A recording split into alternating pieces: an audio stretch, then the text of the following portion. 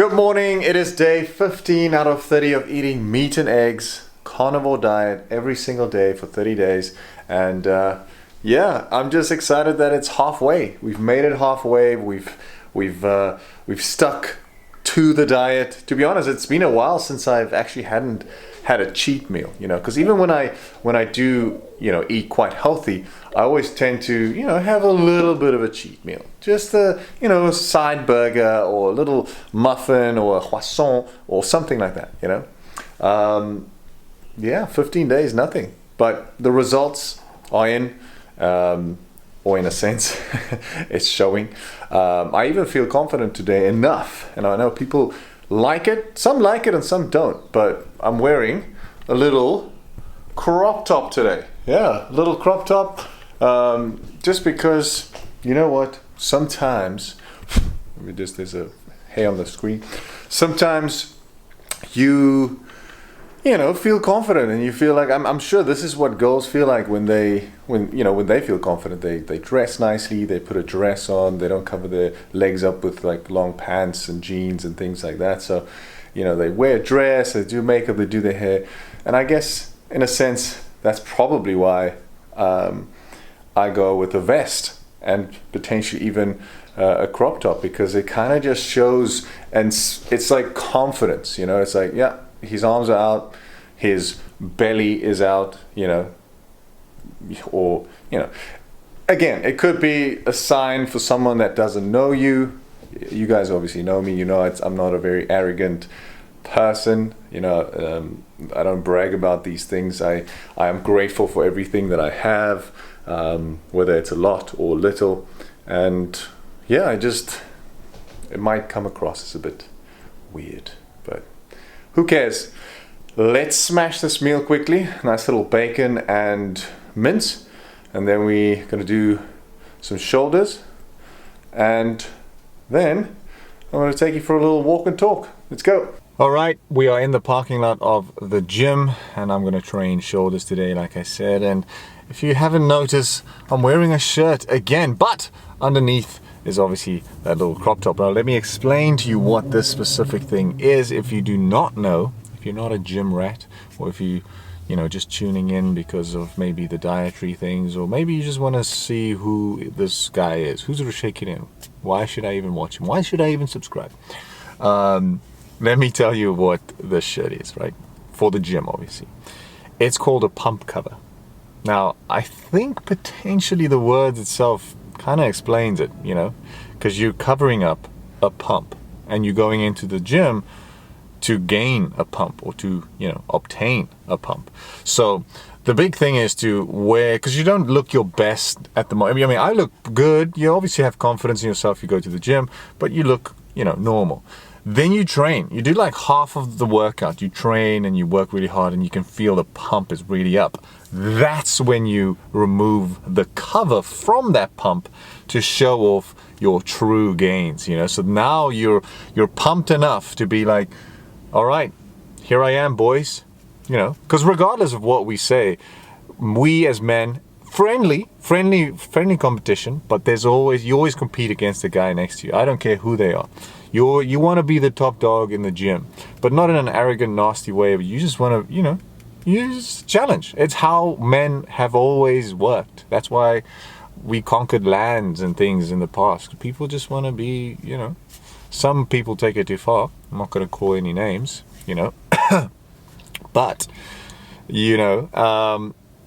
regardless, the second reason for a pump cover, so that's the first one. The second one is also sometimes the vest, and even like this crop top, for instance, it is a little bit more like revealing. Like I don't want to, especially if you walk, like after this I might go to the mall that's opposite the road and get some pre-workout and some electrolytes and stuff like that. So what I then do is you put it back on, because now you're in public. You don't want to walk. Some guys have those vests that are like so thin. It looks like they're wearing spaghetti noodle bikini tops. You know what I mean? It's terrible. In the gym, it's fine, because you obviously want to see the shape of your body. I mean, I don't even own a shirt like that. I think I actually do. My brother gave me one, but I don't wear it. often at all because it's just not something that I like. But things like this, for instance, is cool. But people are going to turn heads. It's just not really something that I would wear in public. So then you can cover up again. So there's two reasons for and I mean, it's not a specific shirt. It's just a shirt that's normally bigger. So it can, because if it was tight, if it was a shirt like this, then surely you're not covering the pump, right? So it's useless. It's not a pump cover. But if you have a shirt that's like that, you know, you can't see shit, you know, and then bam, you know, it's there. I'm just talking cuck sometimes, but you know what? Let's smash some shoulders. Let's go. Alrighty, we did some shoulders today. Not too shabby, I'd say. Well, I'm not sure why I'm flexing like that, but yeah, that's what you want. A little rear delt and a nice little pumped up shoulder. I mean, to be honest, I enjoy filming myself after a workout because that's when I look most pumped, right? I even did some abs, so it's just better for camera. If only we could, and I've heard this so many times, guys saying, I myself, if only we could take the pump with us. You know, like if this is the pump, and if I could just look like that at home for like weeks, that would be great, but unfortunately that's not how it works. But anyway, let's head back home, have a post-gym breakfast, and we have a little chat. Alrighty, so I'm just gonna head to the shopping, well, grocery store, and I'm gonna pick out some meat. I'm gonna obviously try and show you every single cut that I use, and then some others that I don't use and why I don't use them, and you know, we're gonna do a little bit of shopping, shall we? And then after that, I'm just gonna go for a quick little walk because it is a beautiful day, and then I'm gonna explain every single piece, why I potentially use it or not, and you know, how they taste and the reason why they taste like that. So not that I know what the reason is like, but you know what I mean. Like, are they tough? Are they chewy? Are they this? Are they that? Let's have a look. Alrighty, just finished the shopping, got all the meat and everything, and I'm gonna basically just run through exactly what they are, how they taste, how they feel, and how much they cost. So let's get home. I'm gonna walk a little bit here in the Garden of Eden, and I'll chat to you in, well, now. Alrighty, so I'm back from the little casual walk.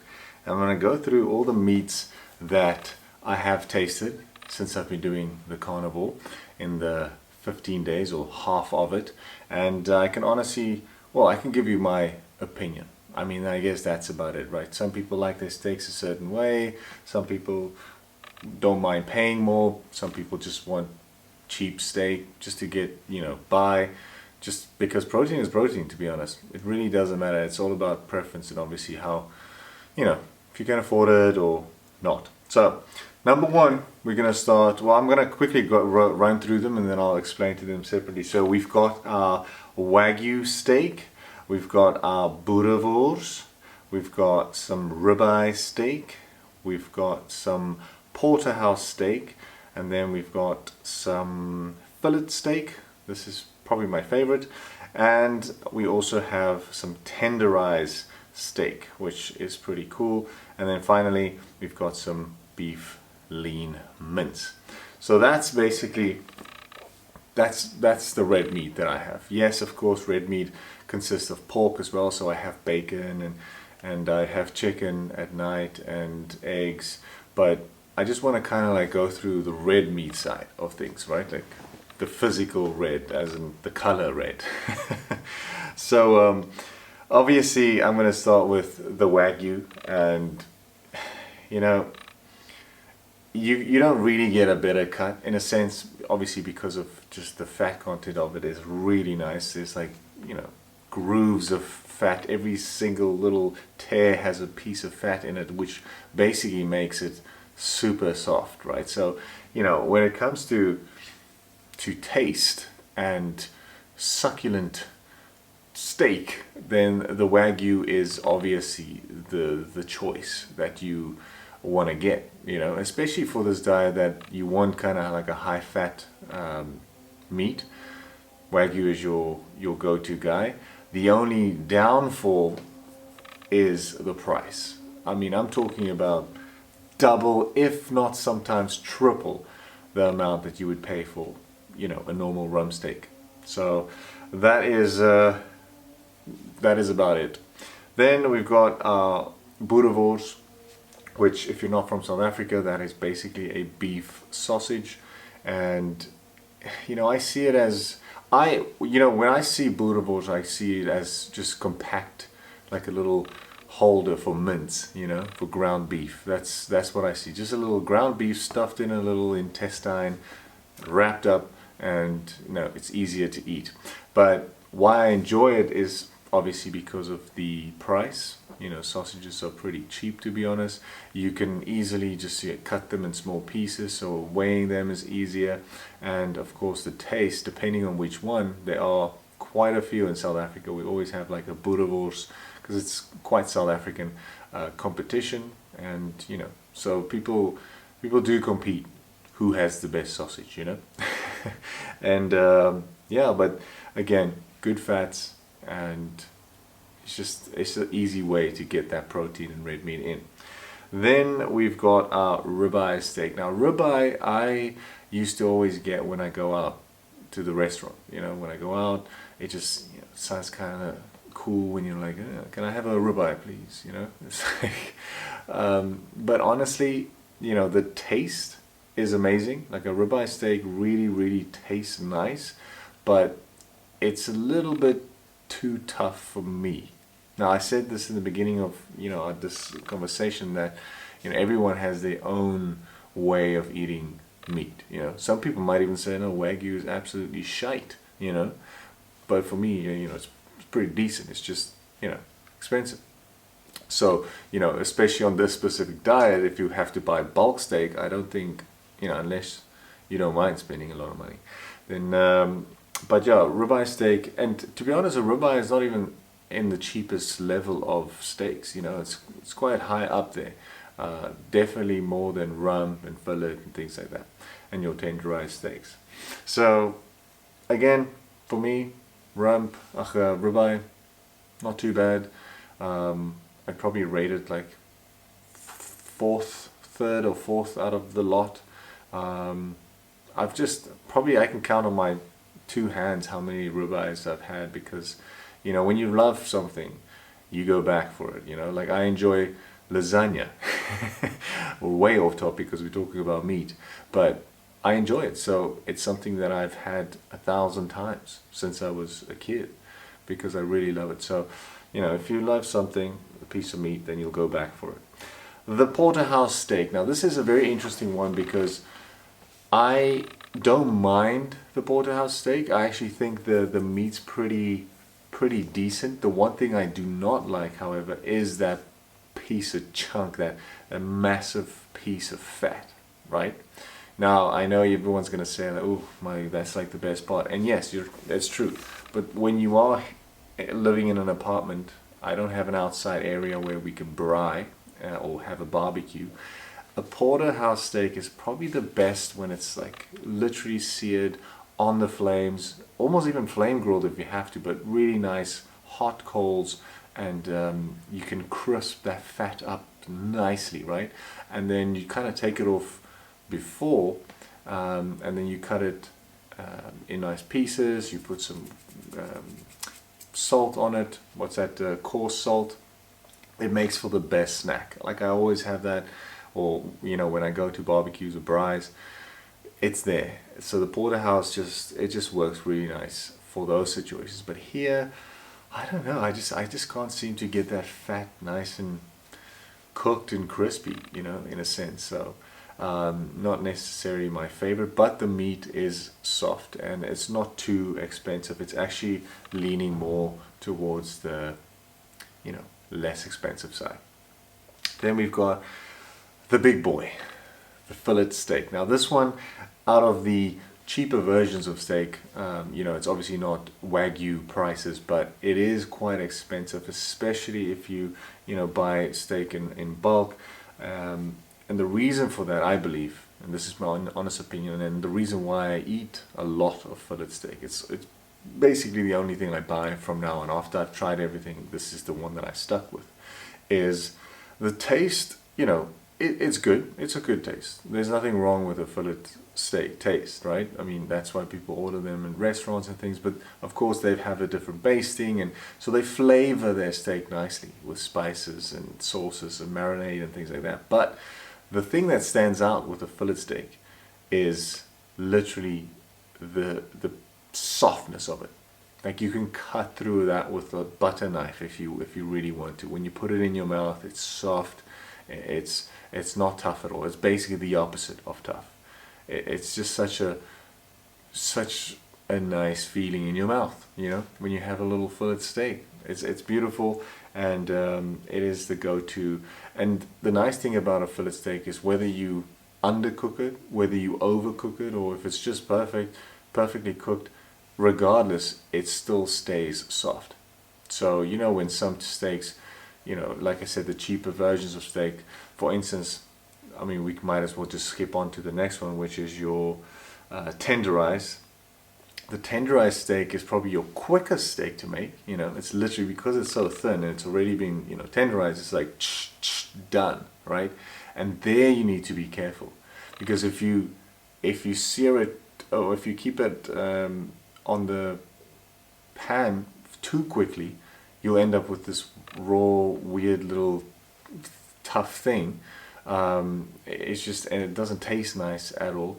But if you keep it on for too long, if you overcook it, then it kind of turns into mince. So it's a very hard one. But obviously, if you've been cooking tenderized steaks for a long time, it's easy to manage and you can easily do it. But again, the nice thing that I do like about the tenderized steak is when you do spice it, when you salt it, when you put pepper on, when you spice your steak nicely, it kind of like lands in those little grooves, which then, I don't know, it kind of sucks up the flavor of the spice. So it's really, for me at least, it's quite salty. It's quite nice.